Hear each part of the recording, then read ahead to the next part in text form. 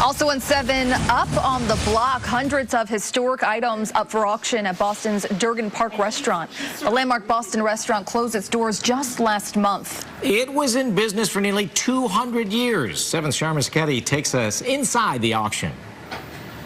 This is one of the banners that hung outside there. Outdoor banners, vintage signs, even a carved wooden pig dating back to 1879 that once greeted guests by the door. Maybe not good for an apartment, but you could put it if you have a big enough house. The online auction is underway at Durgan Park at Faneuil Hall, and 200 items are on the block. The auctioneer says the pig and this Franks and Beans sign seem to be fetching the most interest. Franks and Beans advertising sign, that's at 1100 when we last looked, so there's a lot of interest in everything here. Ed Foster wanted to take a look around one last time. I grew up here busting tables and such back in the day in the 80s and such, so it was a lot of fun. He says his mom was a waitress here for about 30 years. I was getting a little emotional.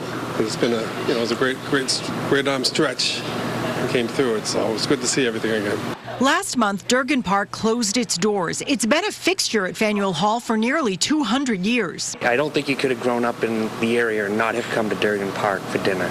Also up for grabs, beer tap handles advertising John Durgan's beer, brass sifters dating back to the turn of the century, a vintage time clock, a check writer, and this original 1885 photo of the Massachusetts State Senate. And this, a sign with a poem written after the owner's grandson died in World War II. That poem on every menu. That restaurant meant a lot to a lot of people. Bidding for everything starts at $5, though some of these pictures are already going for several hundred. The auction ends next Wednesday. In Boston, Sharma Sketti, 7 News.